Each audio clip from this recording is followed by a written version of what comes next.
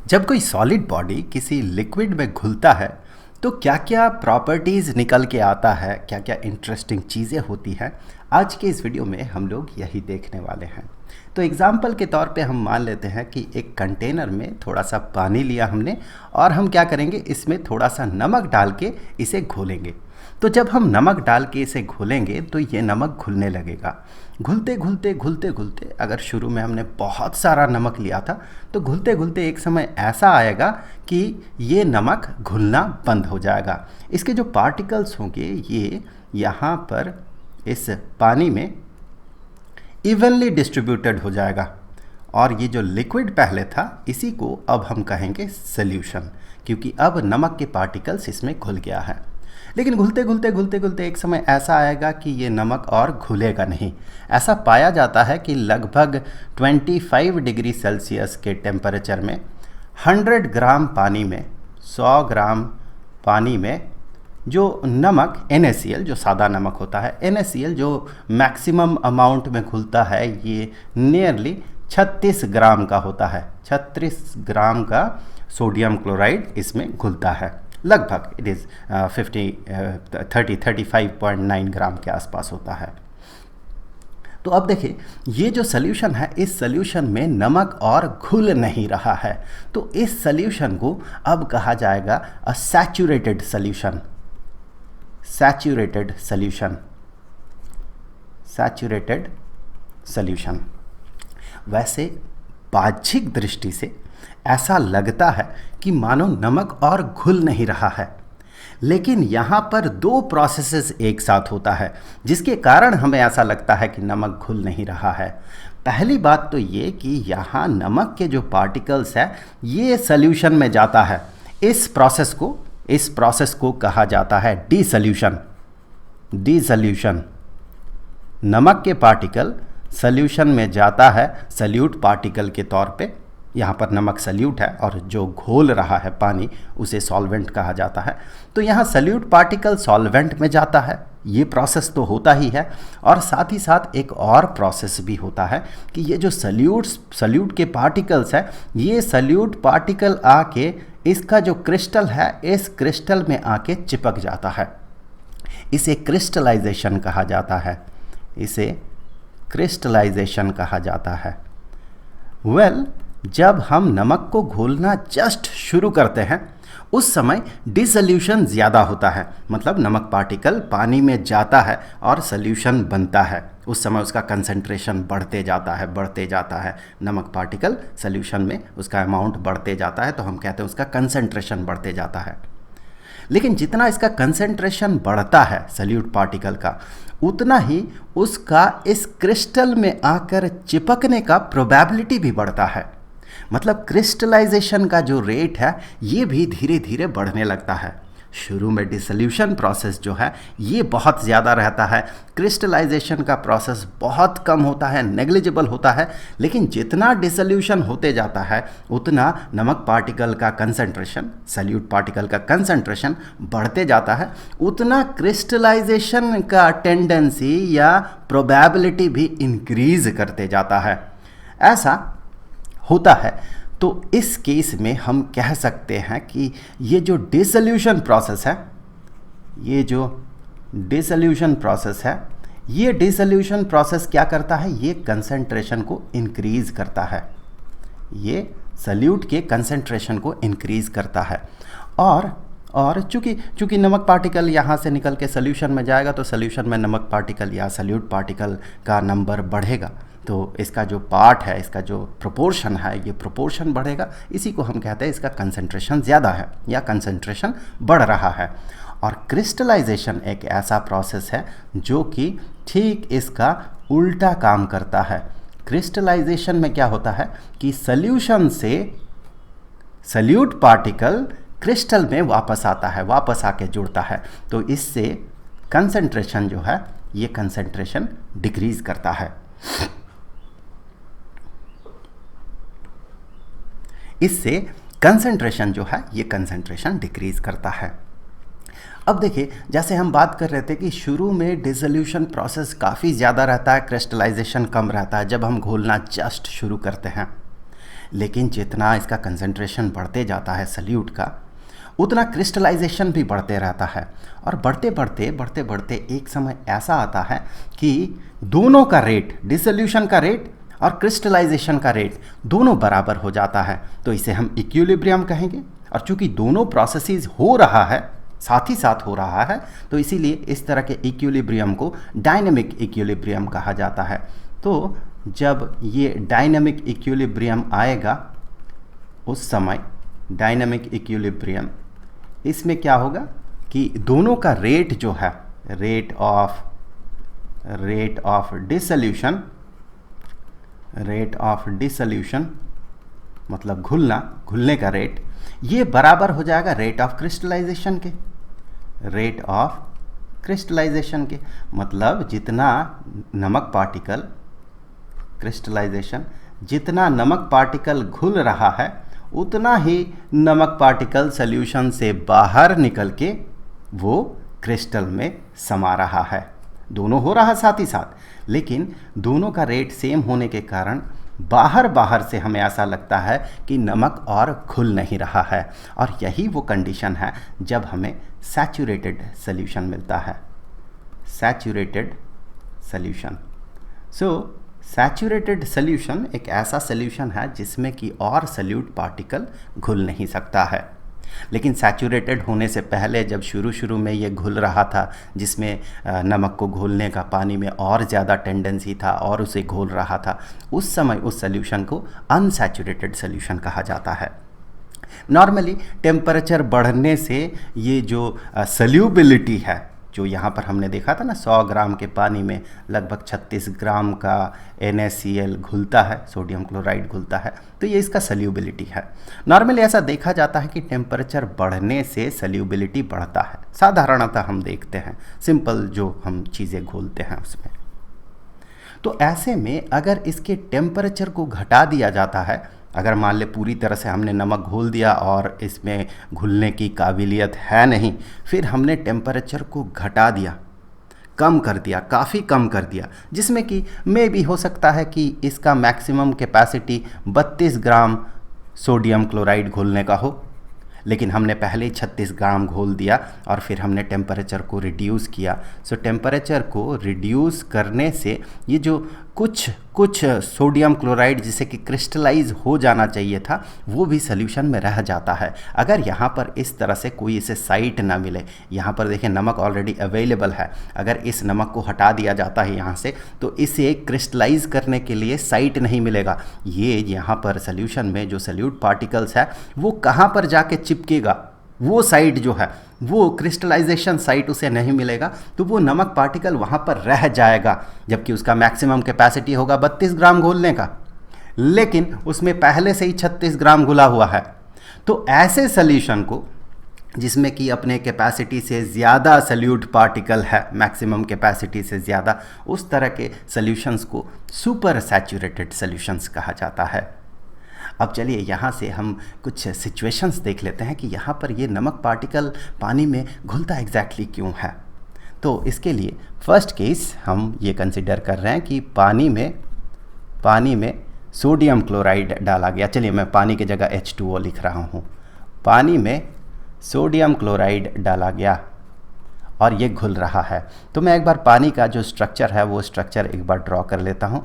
ये oxygen atom, और यहाँ पर मैं ऑक्सीजन एटम ब्लू कलर से रिप्रेजेंट कर रहा हूँ, और ये हाइड्रोजन एटम।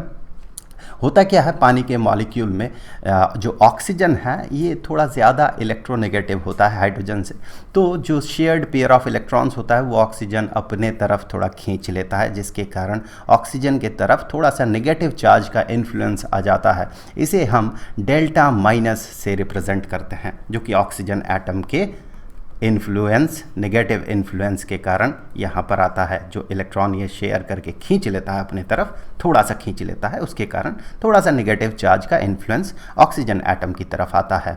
और ये हाइड्रोजन से पेयर ऑफ इलेक्ट्रॉन दूर जाने के कारण इसके पास थोड़ा सा पॉजिटिव चार्ज का इन्फ्लुएंस आ जाता है। इसे हम डेल्टा प्लस से रिप्रेजेंट करते हैं, इसे पार्शियल चार्ज कहा जाता है।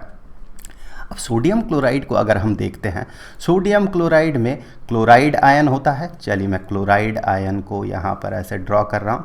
क्लोराइड आयन नेगेटिव चार्ज है क्लोराइड आयन में, और उसके साथ सोडियम आयन रहेगा। सो ये क्लोराइड आयन और sodium ion positively charged sodium ion, ऐसे ये क्रिस्टल बनाता है।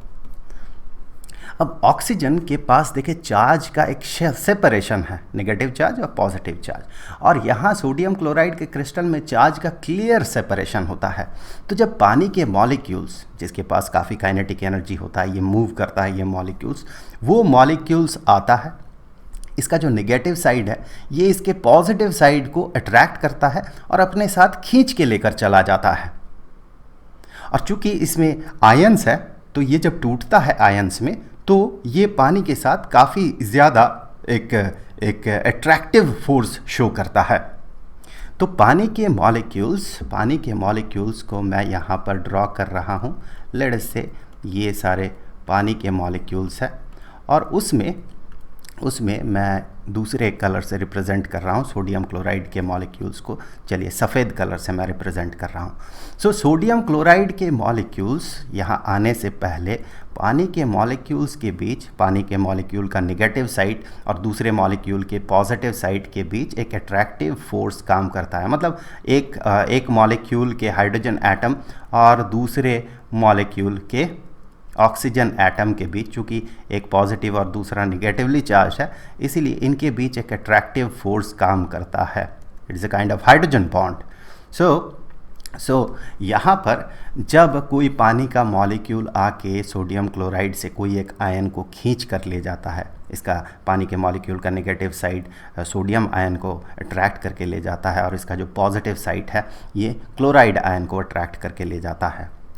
तो यहाँ पर इसे तोड़ने के लिए थोड़ा एनर्जी चाहिए होता है, और जब यहाँ पर सोडियम आयन हो या फिर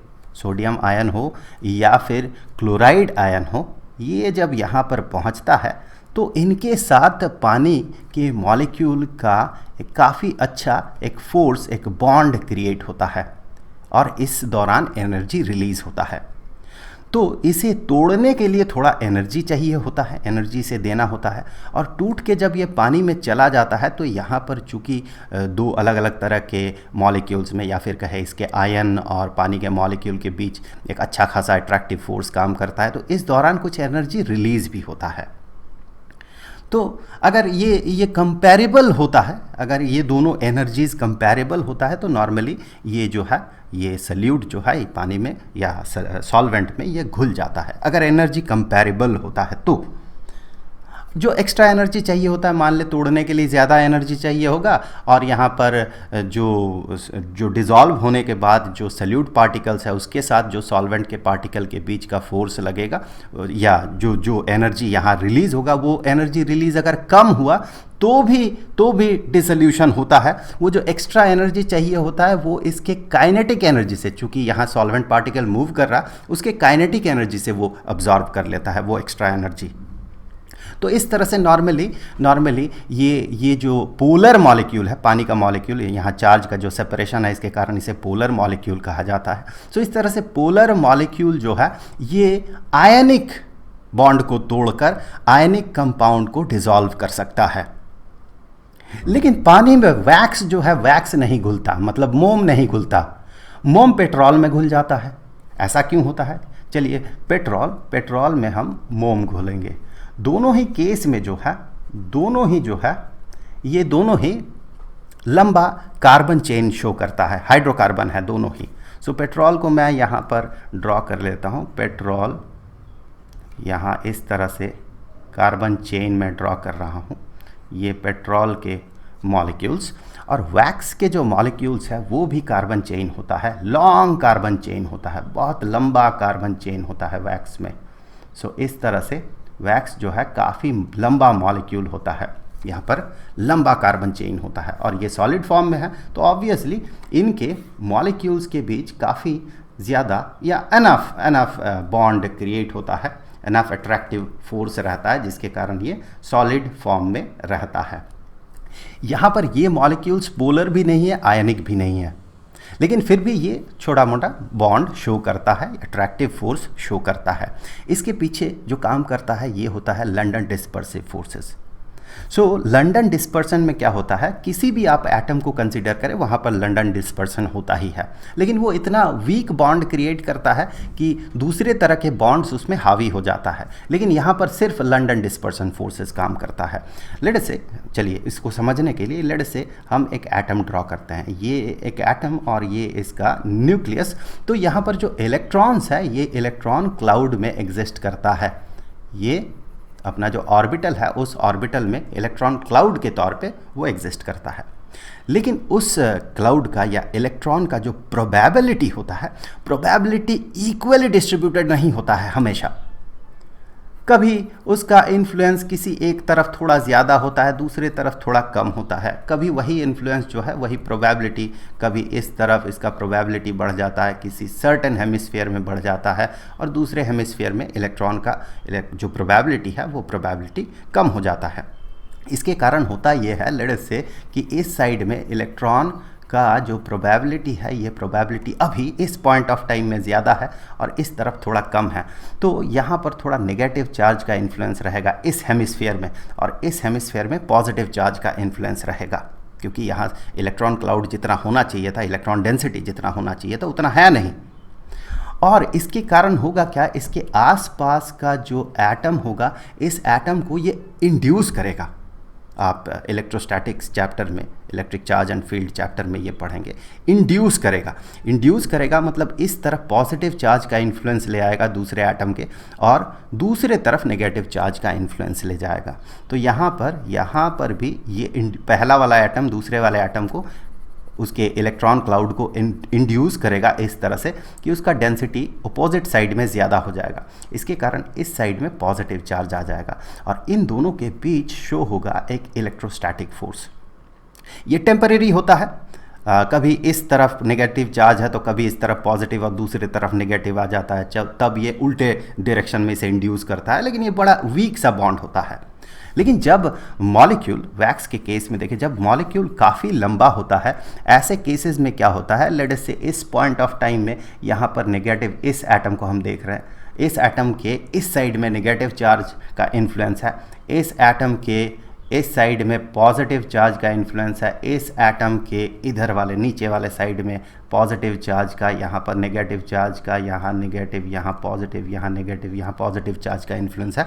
तो उस समय क्या करेगा, इसका जो नेबरिंग मॉलिक्यूल है, नेबरिंग मॉलिक्यूल के इमीडिएट जो साइट है, क्लोज जो साइट है, वहाँ पर अपोजिट चार्ज इंड्यूस कर देगा, जिसके कारण एक attractive force, electrostatic attractive force यहाँ पर काम करेगा। और ये वीक ही सही लेकिन एक बॉन्ड रहेगा इन दोनों के बीच और ये इसके साथ चिपका हुआ रहेगा, लंदन डिस्पर्सिव फोर्स। अब देखिए यहाँ पर क्या होता है, यहाँ पर पेट्रोल के मॉलिक्यूल में भी इसी तरह का, चूंकि ये भी कार्बन चेन है तो इसी तरह का कुछ इवेंट ऐसे दिखता है, लेकिन चूंकि पेट्रोल छोटा मॉलिक्यूल है इसीलिए ये सॉलिड फॉर्म में नहीं रह पाता है, नॉर्मल रूम टेम्परेचर में सॉलिड फॉर्म में नहीं रह पाता, ये लिक्विड फॉर्म में रहता है। लेकिन यहाँ पर लंदन डिस्पर्सिव फोर्स काम करता है। तो फिर अगर मैं पेट्रोल के मॉलिक्यूल्स को इस तरह से ड्रॉ कर रहा हूँ, ये पेट्रोल मॉलिक्यूल्स है, लिक्विड फॉर्म में है, तो इनके बीच वीक सा बॉन्ड काम करता है, लेकिन इसके पास एनफ काइनेटिक एनर्जी होता है जिसके कारण कि ये लिक्विड फॉर्म शो करता है, सॉलिड फॉर्म शो नहीं करता है।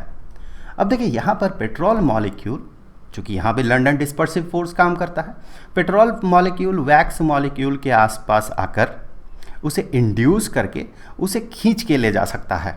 उसे जब ये खींच के ले जाएगा तो थोड़ा मोड़ा जितना एनर्जी चाहिए होगा वो एनर्जी उसे उस जगह से मिल जाएगा। जब ये वैक्स का मॉलिक्यूल यहाँ से निकल के जब यहाँ लिक्विड में इस तरह से पहुँचेगा तो इस दौरान वैक्स के मॉलिक्यूल और पेट्रोल मॉलिक्यूल के बीच जो लंदन डिस्पर्सिव फोर्स काम करेगा जिसके कारण कुछ एनर्जी रिलीज़ होगा, उसी एनर्जी से इसका कंपनसेशन हो जाएगा कि ये जो मॉलिक्यूल है, वैक्स के मॉलिक्यूल वैक्स स्ट्रक्चर से टूट के अलग होने के लिए जितना एनर्जी चाहिए होगा यहाँ से वो एनर्जी मिल जाता है। जिसके कारण कि पेट्रोल में वैक्स डिज़ोल्व हो जाता है। लेकिन अगर इसे क्रॉस करके देखें, पेट्रोल में सोडियम क्लोराइड डालें या फिर पानी में वैक्स डालें, तो सिचुएशन बदल जाता है। वहाँ पर फिर डिसोल्यूशन प्रोसेस नहीं होता है, होने से भी नेग्लिजिबल अमाउंट में होता है, इतना नेग्लिजिबल कि उसे कंसिडर ही नहीं किया जाता है। पहले तो देखिए, पेट्रोल का मॉलिक्यूल अगर सोडियम क्लोराइड को तोड़ने की कोशिश करेगा तो उस समय चूंकि सोडियम क्लोराइड के आयंस के बीच strong attractive force, ionic bond है, इसीलिए स्ट्रॉन्ग अट्रैक्टिव फोर्स काम करता है, तो पेट्रोल के मॉलिक्यूल जाके उसे पहली बात तो तोड़ ही नहीं पाएगा, तोड़ के अलग ही नहीं कर पाएगा। इन रेयर केसेस कभी कभी बिलियंस में से एक केस में ये शायद थोड़ा सा तोड़ ले, बहुत काफ़ी काइनेटिक एनर्जी हो किसी मॉलिक्यूल के पास तो वो जाके उसे तोड़ दे, लेकिन नॉर्मली ये डिसोल्यूशन प्रोसेस नहीं होता है, ना के बराबर होता है, क्योंकि तोड़ने के लिए अनफ एनर्जी ही नहीं होता है। इसीलिए पेट्रोल में आयनिक कंपाउंड जो है, सोडियम क्लोराइड जैसा आयनिक कंपाउंड वहाँ पर घुलता नहीं है, पोलर मॉलिक्यूल घुलेगा नहीं। पानी भी वैक्स को घोल नहीं सकता, ये भी एक बड़ा इंटरेस्टिंग केस है। पानी के पास एनफ चार्ज सेपरेशन है कि उसे इंड्यूस करके, चार्ज इंड्यूस करके वो उसे तोड़ के ले जाए, लेकिन तोड़ने के लिए कुछ तो एनर्जी चाहिए होगा। यहाँ पानी के मॉलिक्यूल्स हैं, सो तोड़ने के लिए कुछ एनर्जी चाहिए होगा, और वो एनर्जी मेनली कहाँ से मिलता है कि जब ये टूट कर यहाँ आए, पानी के मॉलिक्यूल्स के बीच आए, तो उस दौरान सफिशिएंट अमाउंट में एनर्जी रिलीज होना चाहिए जो कि यहाँ ज़रूरत जो एनर्जी है उसे कंपनसेट कर सके। अब की बार क्या होगा, देखिए, अगर यहाँ पर वैक्स का कोई मॉलिक्यूल आता है तो पहली बात तो ये कि इसे पानी के मॉलिक्यूल को डिस्प्लेस करना होगा, बहुत सारे मॉलिक्यूल्स को। यहाँ पर पानी के मॉलिक्यूल्स के बीच एक अच्छा खासा बॉन्ड, स्ट्रॉन्ग बॉन्ड काम करता है। अगर यहाँ पर बीच में इसे आना हो, वैक्स के मॉलिक्यूल को आना हो, तो पानी के मॉलिक्यूल्स को इसे सेपरेट करना होगा, थोड़ा दूर दूर भेजना होगा, तब जाके ये बीच में यहाँ पर रह सकता है। तो इसे दूर दूर भेजने के लिए एक सर्टेन अमाउंट ऑफ एनर्जी चाहिए होगा, और इसके आने से पानी के साथ इसका जो अट्रैक्टिव फोर्स काम करता है, इसके कारण भी कुछ एनर्जी रिलीज होगा ऑब्वियसली, लेकिन वो एनर्जी इतना सफिशिएंट नहीं होगा कि वो पानी के मॉलिक्यूल को सेपरेट करने के लिए जो एनर्जी चाहिए उसे भी वो कंपनसेट करे, और साथ ही साथ यहाँ पर वैक्स के मॉलिक्यूल को वैक्स के सिस्टम से तोड़ के अलग करने के लिए भी जो एनर्जी चाहिए, तो ये दोनों एनर्जी को कंपनसेट ये नहीं कर सकता है, क्योंकि पानी के मॉलिक्यूल, चूंकि ये पोलर नहीं है वैक्स के मॉलिक्यूल और पानी के मॉलिक्यूल पोलर है, तो पानी के मॉलिक्यूल उसे सफिशिएंट अमाउंट में इंड्यूस करके इतना चार्ज नहीं ला पाएगा कि दोनों एनर्जीज कंपेंसेटेड हो जाए डिसोल्यूशन पर। इसीलिए पानी वैक्स को डिसॉल्व नहीं कर सकता है।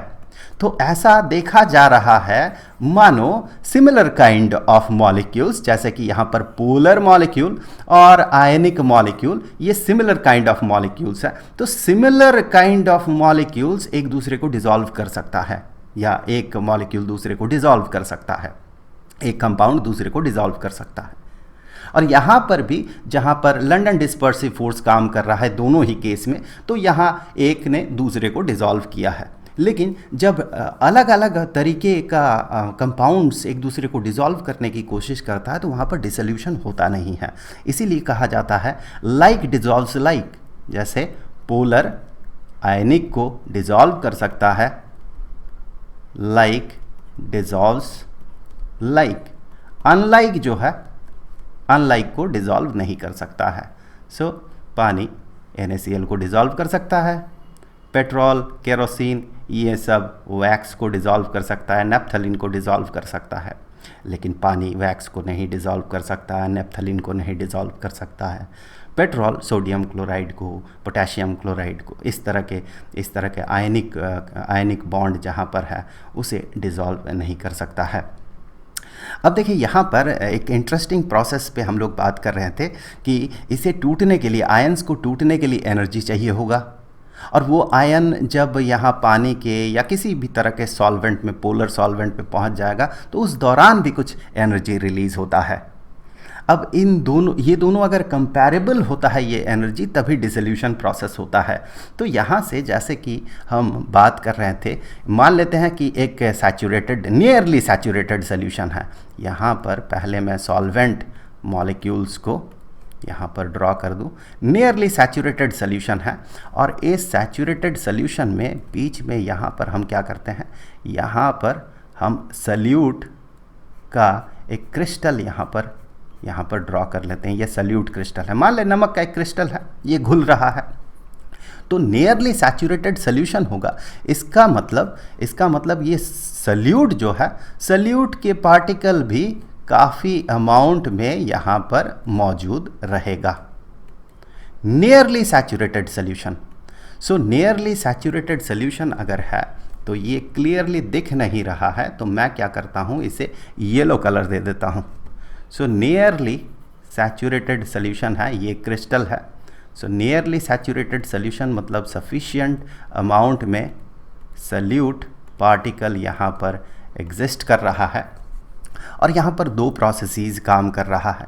पहला प्रोसेस तो ये है, क्रिस्टल से सल्यूट पार्टिकल निकल के सॉल्यूशन में जा रहा है, और सॉल्यूशन से सल्यूट पार्टिकल क्रिस्टल में आ रहा है।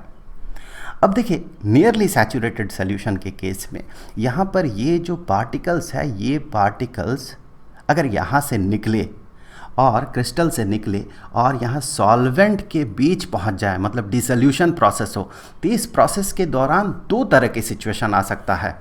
एक तो ओवरऑली, पहली बात तो ये कि ओवरऑली हो सकता है कि इसमें एनर्जी कुछ रिलीज हो, इस दौरान इस प्रोसेस में नेट एनर्जी कुछ रिलीज हो, क्योंकि जब ये मॉलिक्यूल सॉल्वेंट में पहुंचेगा, सल्यूट मॉलिक्यूल सॉल्वेंट में पहुंचेगा, उस दौरान जो इलेक्ट्रोस्टैटिक फोर्स इनके बीच काम करेगा या जिस भी तरह के फोर्स इनके बीच काम करेगा, उसके कारण ये करीब आएंगे और कुछ एनर्जी रिलीज होगा।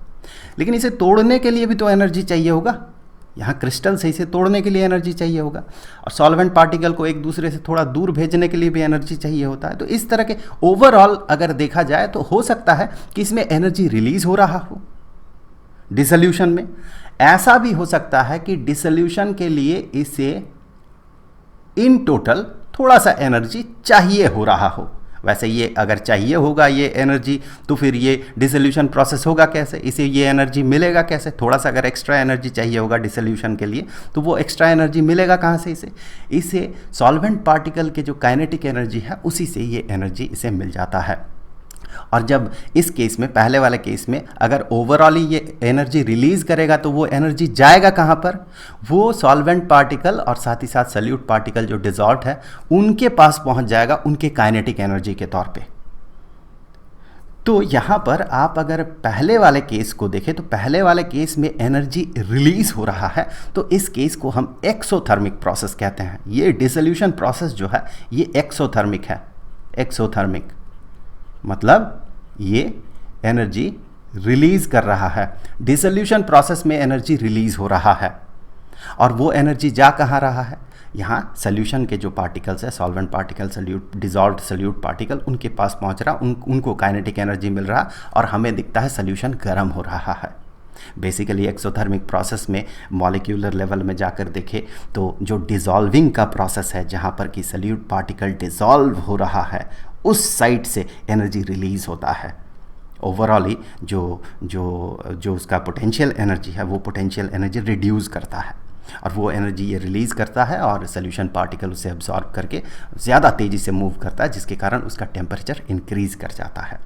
सो ये एक्सोथर्मिक प्रोसेस है, मतलब इसका जो एंथैल्पी है, इसका सॉल्यूशन का जो एंथैल्पी है, ये एंथैल्पी में जो चेंज होता है, एंथैल्पी घटता है ऐसे केस में, क्योंकि ये एनर्जी को रिलीज़ कर रहा है। So that is less than zero, change in enthalpy is less than zero.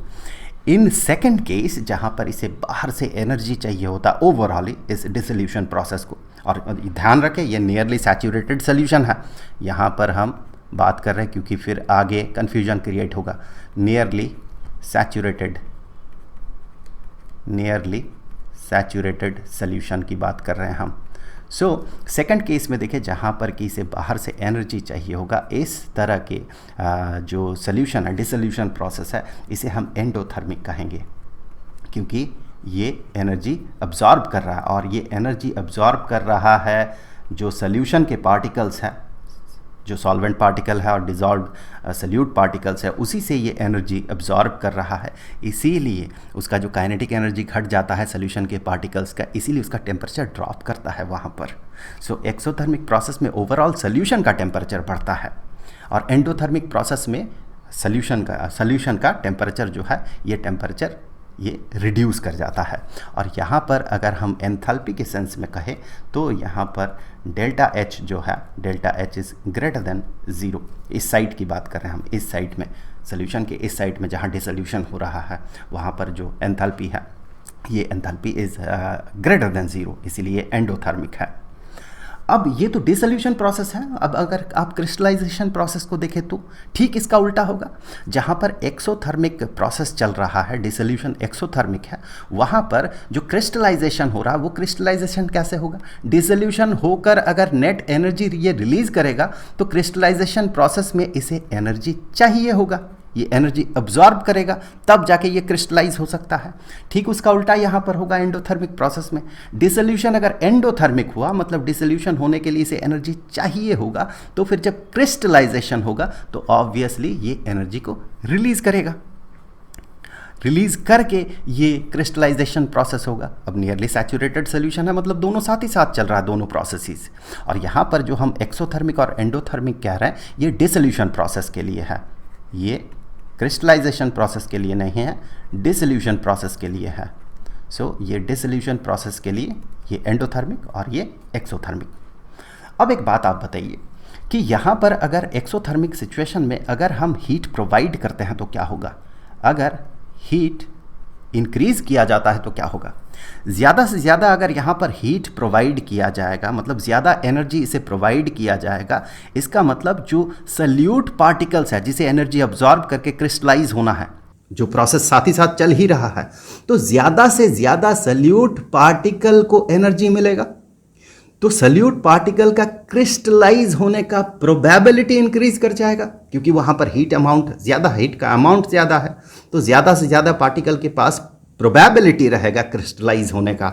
तो हीट यहाँ पर जब प्रोवाइड किया जाएगा ये हेल्प करेगा क्रिस्टलाइजेशन में, ये क्रिस्टलाइजेशन प्रोसेस को ये एनहांस कर देगा। क्रिस्टलाइजेशन का रेट जो है ये रेट इंक्रीज कर जाएगा जब हम हीट यहाँ पर देंगे तो।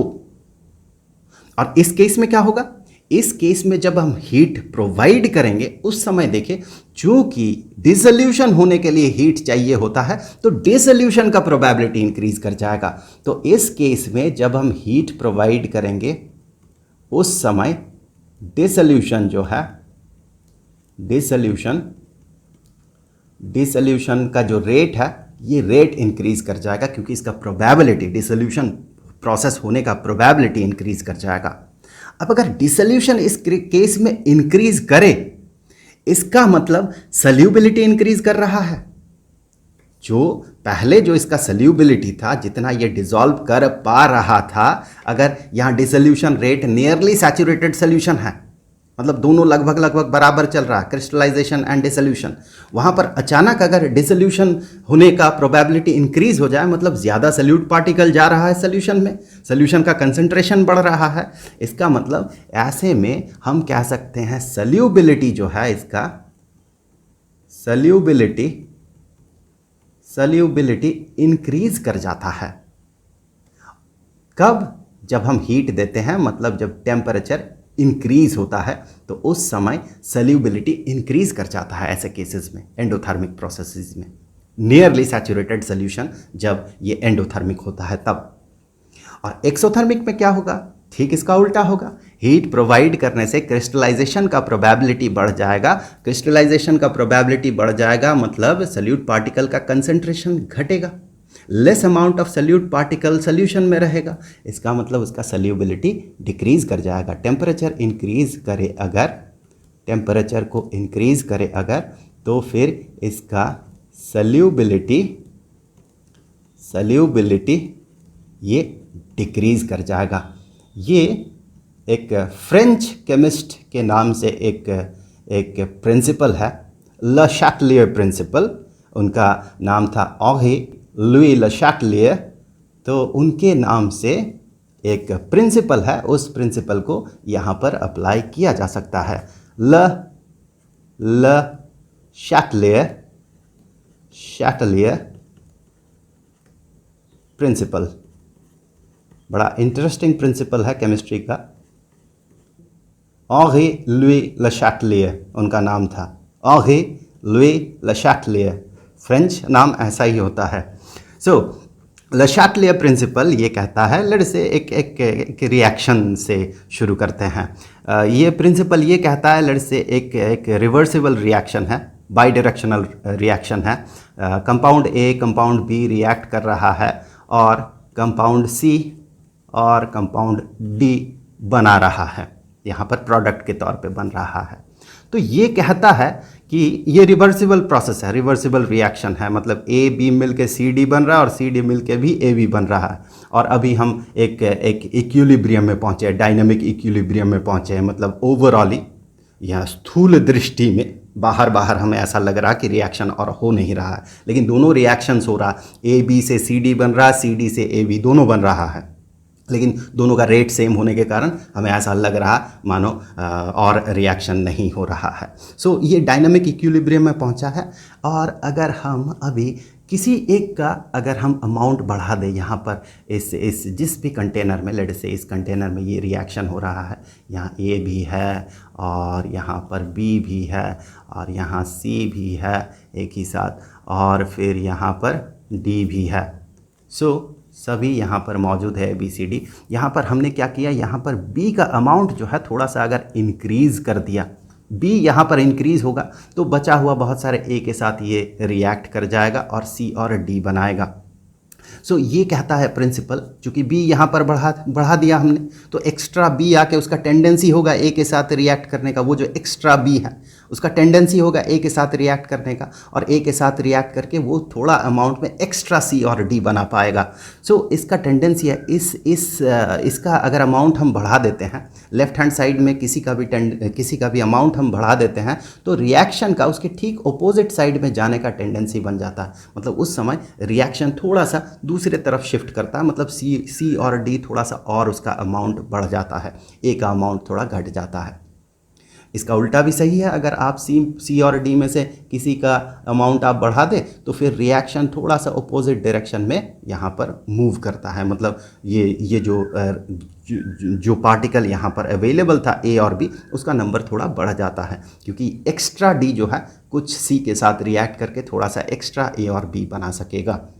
सो ये इन जनरल ल शैटलियर्स प्रिंसिपल है। इन जनरल अगर हम इसे इस सोल्यूशन में, किसी भी एक सोल्यूशन में अप्लाई करते हैं, तो फिर मान लें नियरली सैचुरेटेड सोल्यूशन एक है, उसमें हम ल शैटलियर प्रिंसिपल अप्लाई कर रहे हैं। पहले तो मान लें कि एक एक्सोथर्मिक प्रोसेस है, एक्सोथर्मिक प्रोसेस है।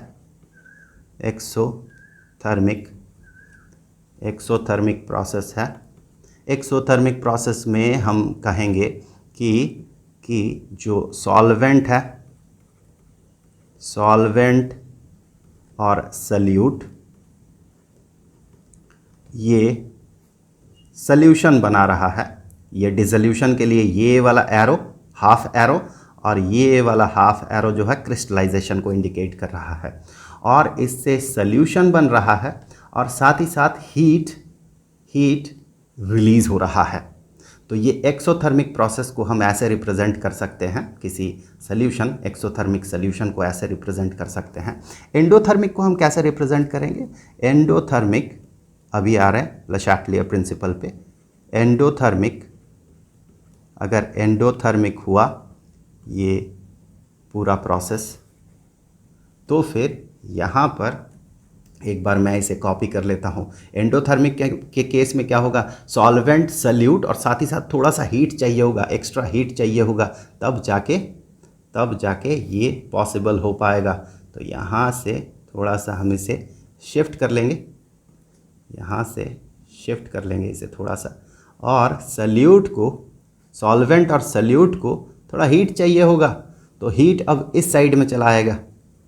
हीट को अब हम लोग इस साइड में लिखेंगे, solvent plus solute plus heat, तो ये बनाएगा सल्यूशन एंडोथर्मिक प्रोसेस में। अब यहाँ पर देखिए एक्सोथर्मिक केस में हम क्या कर रहे हैं, हीट प्रोवाइड कर रहे हैं।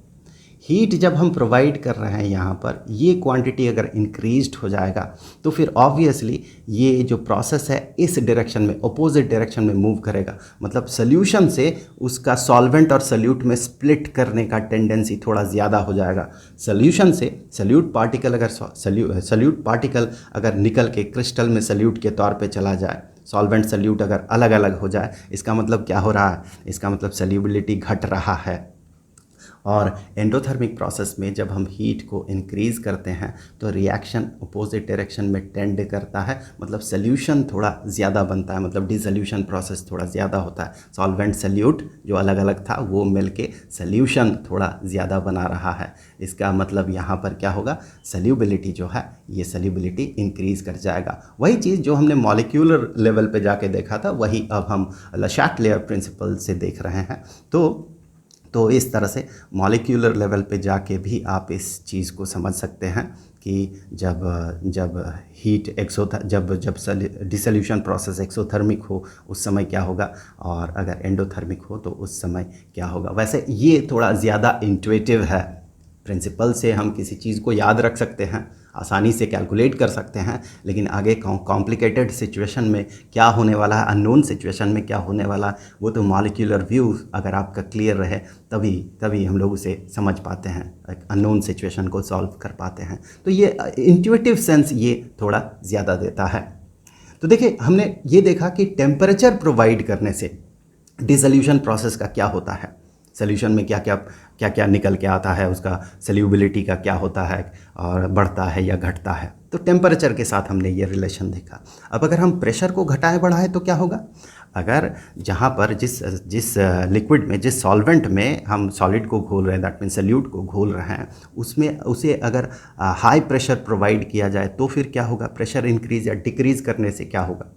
देखिए नॉर्मली जो लिक्विड्स होते हैं, लिक्विड्स इनकम्प्रेसिबल होता है, नियरली इनकम्प्रेसिबल होता है।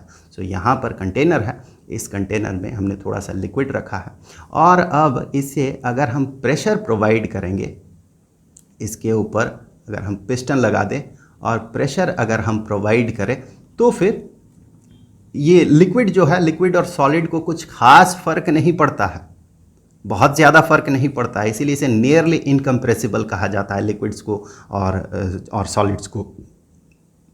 तो प्रेशर से चूंकि इसमें कुछ खास फर्क नहीं पड़ता है लिक्विड और सॉलिड को, इसीलिए प्रेशर का कुछ खास इफेक्ट नहीं है ये डिसोल्यूशन और क्रिस्टलाइजेशन प्रोसेस में, अगर लिक्विड में हम सॉलिड घोल रहे हो तो। लेकिन प्रेशर प्रोवाइड करने से गैसेस में काफ़ी फ़र्क पड़ जाता है, गैस में अलग अलग प्रॉपर्टीज़ निकल के आता है।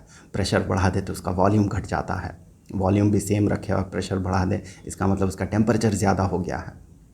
तो इसका मतलब अगर हम किसी लिक्विड में किसी गैस को घोलेंगे, वैसे घुला हुआ तो रहता ही है, जैसे पानी में ऑक्सीजन डिज़ोल्व होता है, कार्बन डाइऑक्साइड डिज़ोल्व होता है, घुल जाता है वो।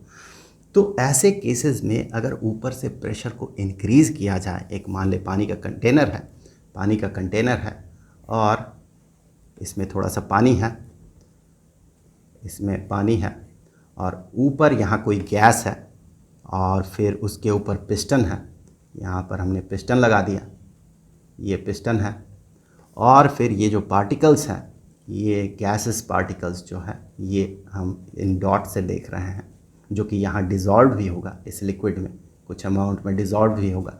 तो यहाँ पर अगर हम प्रेशर इंक्रीज़ करते हैं तो फिर ऑब्वियसली इसमें कुछ ना कुछ चेंज आने वाला है, क्योंकि प्रेशर गैस में काफ़ी फ़र्क डालता है। तो ये क्या होगा, क्या सिचुएशन निकल के आएगा, अब हम लोग अगले वीडियो में बात करेंगे। उस वीडियो का लिंक आपको यहाँ पर स्क्रीन पे मिल जाएगा। तो फिर जाते जाते मैं आपको ये बता दूँ, स्टैंडर्ड 12th के लिए केमिस्ट्री का चैप्टर सॉल्यूशंस का जो प्लेलिस्ट है उसका लिंक आपको नीचे डिस्क्रिप्शन बॉक्स में मिल जाएगा। तो जल्द मिलते हैं अगले वीडियो में, तब तक के लिए खुश रहें, गुड बाय।